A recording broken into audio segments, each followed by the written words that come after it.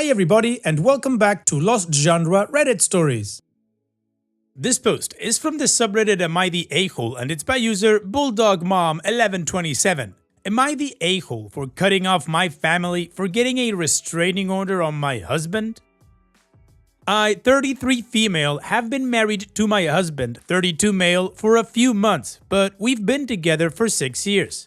My parents had asked us to move into their home 2 years back to help them out since my dad is medically disabled.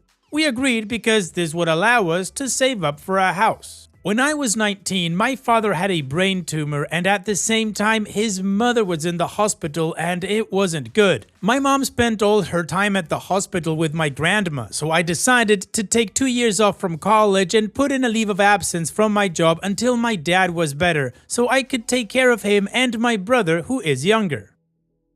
Fast forward, I met my now husband at work and we hit it off. From the beginning, he took it upon himself to take my father to appointments and fix things around the house for them. When we moved in, my husband fixed the house for my parents every day after working 10 hours a day. Anything they asked of him, he did. He fixed the dryer 6 times. He repaired the HVAC system. He is not an HVAC. He took his personal time to learn the basics so that our heat would work and anything else they needed. So now we are married for a few months and have been looking for a home. My mother has been rude and passive-aggressive with him ever since we got married. Some backstory on my childhood. I was emotionally abused by my mom and was taught how to hate my father because he was always working. My mother always used to tell me that my dad had no time for me and to not bother him for anything. My mother has always been toxic, but I was always gaslit by family and friends, and it was always my fault. My brother, on the other hand, had stolen from my parents, stolen thousands and thousands of dollars from them, became addicted to hard drugs, and has threatened to beat my parents and myself multiple times. But he's the golden child and can do no wrong. I have always resented my parents for this, but was always made to believe that I was being stupid and it was my fault. My husband and I have put our own money into my parents' house to help fix it for them, with no request for payment back. My parents have been ungrateful for everything we, especially my husband, have done for them, but we keep doing it because we lived there too. Now, I recently was told by my therapist that in order to be healthy for myself and my husband, I would have to confront my parents about all the issues and trauma that I had been living with. So I did this and all of a sudden, they claim my husband is brainwashing me. In their words, there was never an issue, so why am I speaking up now? I was explaining to them that my therapist wants me to work on being more healthy with my family, and that is why I chose to speak to them. And it all came to a head when we bought a shed. You see, my husband and I received many gifts for our wedding, and both of my parents said to place them in a room no one uses. Just recently, they've been complaining about the gifts and told us to figure out storage. So yesterday, we bought a small shed from Sam's Club so we can place all of our things in it. This is what set my mother off. She said it was her house and we had no right to purchase it. When we tried to explain the reason for it, she started screaming at my husband, telling him he does nothing in the house and we just choose to do whatever we want to do because we are selfish. She also said she wanted us out of her house. I told her we had no place to go and that we needed time. She then charged my husband and went to punch him in the face. My father stopped her and then they called the police. When the police came, they told us that they felt sorry for us because we hadn't done anything, but that my parents decided to place a temporary restraining order on my husband. My parents were yelling and begging the police to evaluate me for brainwashing and Stockholm Syndrome because I would never speak to them like this on my own. The police obviously didn't do anything of the sort and even told my parents that I was clearly speaking for myself and was under no duress. All of this over a freaking shed? Then the cops came a few hours later and said that I didn't have to leave, but that temporarily my husband would have to. So we packed up our things and our dog and left to a hotel. Now, I've been getting messages from family saying that I'm in the wrong and I'm an a-hole because I put my parents through hell. I've decided for my own mental health that I need to cut off all toxic family members because my husband and I don't deserve this. Am I the a-hole? No, Opie, you're not the a-hole, and you shouldn't have gone through any of that, but unfortunately, as you said, your parents are toxic. Cutting them out is the right thing to do. I don't know if you have friends or family members on your husband's side that can house you in the meantime you look for your own place, but you need to try to stay away from your family as much as you can. Also, all the money that you guys have put into your parents' house for fixing it and all that, I don't think you're ever gonna see that back, so honestly, I wouldn't try to hold on to that. Just move on as quickly as possible to your own place and just start your life with your husband without your family. So again, OP, not the a-hole, and good for you for setting boundaries. And what is your judgment? Let me know in the comment section, and now let's check out the community comments. Don Shakar says, not the a-hole. Your parents are toxic. You help them and they abuse you. I hope you find a place to stay soon. Rent a storage place and get your stuff out as soon as possible. Your parents may refuse to let you remove your things. If they do, take them to court. And once you and your belongings are out of there, go no contact for good. By the way, this is a common pattern. Parents abuse their child, and when the child grows up, gets into a relationship and also insists on boundaries, they blame the partner. It happened to me. I'm the partner. This is completely on your parents, not your fault and not your husband's fault. Let your parents live out their lives with their stealing, violent, drug-addicted golden son. And Opie responds, thank you so much. I'm so grateful for this comment, and you're right. I'm ready to move on and live happily, and they can ask my brother to help them because I'm done.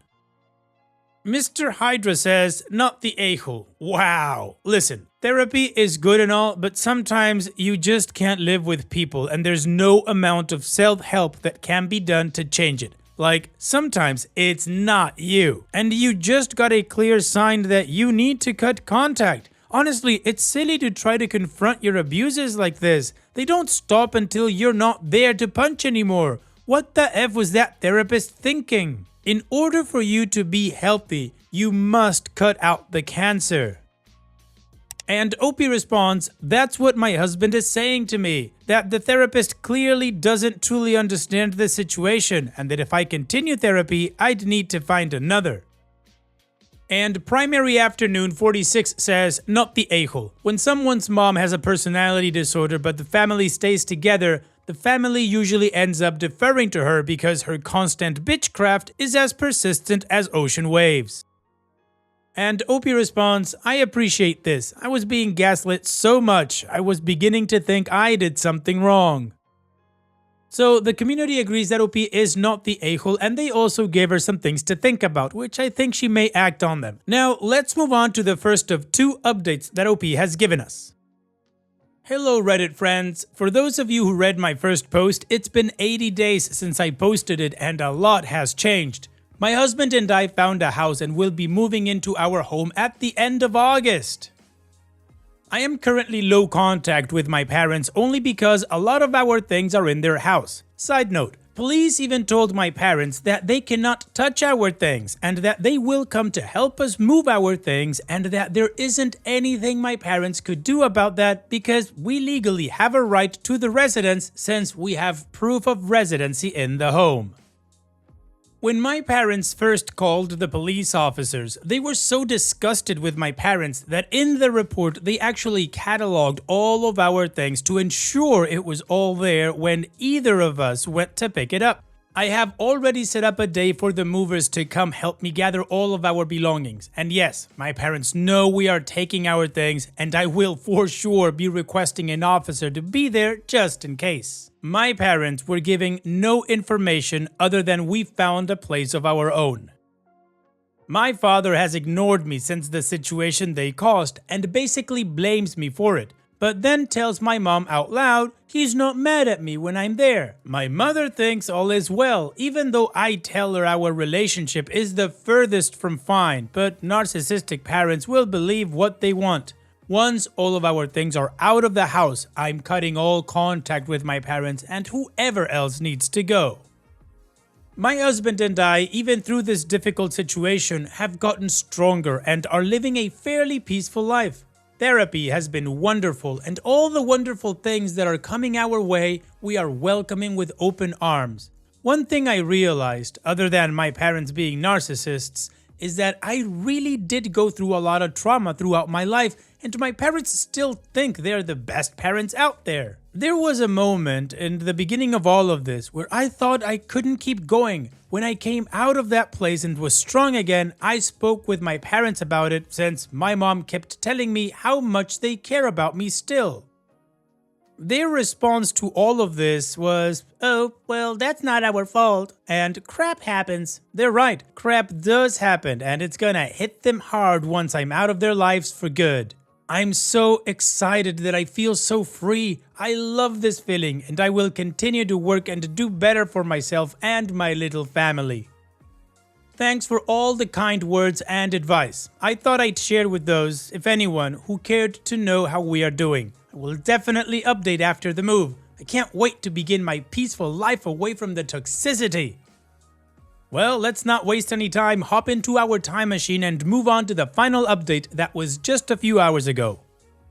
Hello Reddit friends! So, my husband and I moved into our new home and we are loving the freedom. When I went to my parents' house on Friday to help the movers, my brother began saying some disrespectful things to me for no reason. I was moving my stuff outside when he stopped me to tell me how I'm crap and the whole family is so happy for me to be out of the house permanently. I took this moment to see if my mother or father would stand up for me for once, and they didn't. Therapy has been so helpful through this process, so it didn't bother me that he said it or that they did nothing. It just makes cutting them off so much easier. My mother then texted me asking me if she and I can work on our relationship. I told her I'm not ready right now because she still had proven that my brother and my father disrespecting me doesn't faze her. That's when the typical, "I've done so much for you and you treat me this way?" Well, the answer is yes, because my life is much better without their toxicity. My husband and I are so happy to have this home for ourselves and our fur baby. I just want to thank you all so much for all the support and kind words you shared. If anything with my parents comes up, I'll update, but at the moment, this is the last. I hope you all have wonderful lives and just never give up. Stay strong and kick life's ass. Well, OP, I guess there's nothing else to say but good for you and your husband. And here's wishing you both the best in the future. Take care, OP, and thanks for sharing. And now let's move on to the next post that also has an update.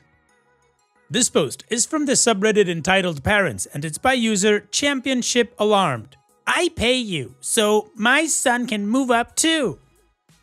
I'm a Taekwondo instructor. I teach the youngest two age groups mainly. My younger daughter is in our Little Tiger program for 6 to 9-year-old kids. My older daughter is in the Phoenix group, 9 to 14-year-olds. The school is not commercial.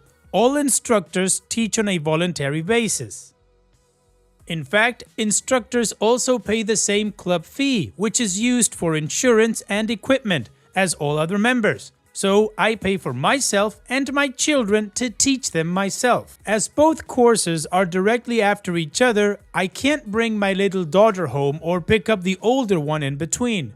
The master agreed that both my kids can stay for both courses. The older one helps with the little ones. The younger one does the games with the older kids, but then usually plays on her iPad when they do more difficult stuff. Anyway, the mom of a little boy in the Tigers noticed that my daughter was allowed to stay for the big ones course and asked if her son, 6, could finally move up too, as he has already been there for 6 months and is the same age as my daughter. I tried to explain that she wasn't really in the group and was only there so that I could teach, but she didn't accept that. She claimed when the old master, who is ill and can't do this class at the moment, did the course, she already noticed that my daughter was his favorite. He knows her from birth, so of course he is closer to her than the others, but he loves all the kids. And that she pays me a lot of money and now demands that her son is treated in the same way as my kid, who doesn't even pay. I have no clue how she comes to this conclusion.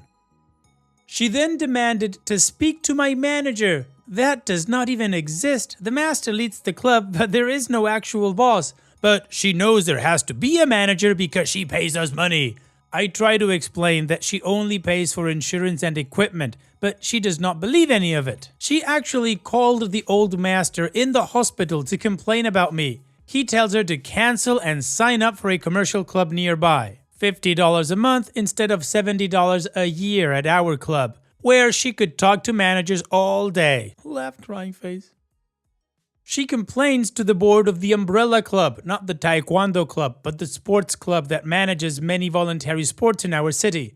They are very confused. She still does not give up. At the next lesson, she threatens to get me fired so that a real male trainer can finally take over again. I tell her that if I don't do the course, no one will do it. Shrug, voluntary work is not really popular. At the end of the lessons, she does not show up to pick up her son. I try to call her, but she does ignore me. After 30 minutes, I call the police, telling them what happened. They take him, I tell them his address, and they take him home. Wow, OP, that lady was definitely short a few grams for the kilo. She simply did not want to truly understand how things worked. And I gotta say, I loved how the old master told her, you know what? If you don't like it, go to a commercial club where you'll pay more, but you'll get to talk to managers all day. Now F off, leave me alone. Anyway, no judgment or advice requested from OP, so we're not gonna read any comments, and we're gonna move on straight to the update to see how this story ends. So, before I give you the update, I want to clear up a few things. We live in a small town in Germany, so people know people, and here is what I heard. First of all, I couldn't understand why she was so keen on putting him in a different age group, as kids are way taller and they just can't really spar or anything if the gap is too big. We don't separate them by belt ranks, just by age, and they learn the same things, but working with the little ones, we do more games and learn and play, while the older ones just learned differently. But there is a difference. We do not take the youngest age group on tournaments. Those tournaments are usually a couple of hours away and a full weekend trip. We stay in youth hostels or sleep in the hosting schools. The little ones are just not old enough to sleep in a foreign place without parents. Well, same problem as with the course. If I drive to a tournament with the older kids, I have to bring my younger daughter. Now, for the last tournament, 3 of my 10-year-old girls did a music 4 performance, and because you can have 4 people in the tournament, they used my younger daughter running around between them. It was super cute and they won a gold medal for it. My younger daughter, as she was officially in that team, got a medal as well, and that is what triggered Karen Mom. Okay, so for the update and the police taking him home aftermath. She was very surprised when he came home. She told them it was just a misunderstanding, that he was enrolled in the second course as well, and that the master must have forgotten to tell me. So nothing much going on there, but the kid had the best day ever, got a ride in a police car, and they even gave him a teddy bear. He was the hero of preschool. What Karen Mom had actually done was enroll her older daughter, different father, different last name, for a trial lesson. We usually offer 3 lessons to see if it's a fit for both sides. There it clicked. I actually know the daughter who was in kindergarten with my older daughter. She then said since they had the slot for her daughter but the daughter was sick, the son would take the lesson for her. So when she dropped him off today, she told me the daughter is sick and the son will stay for both classes. Absolutely not.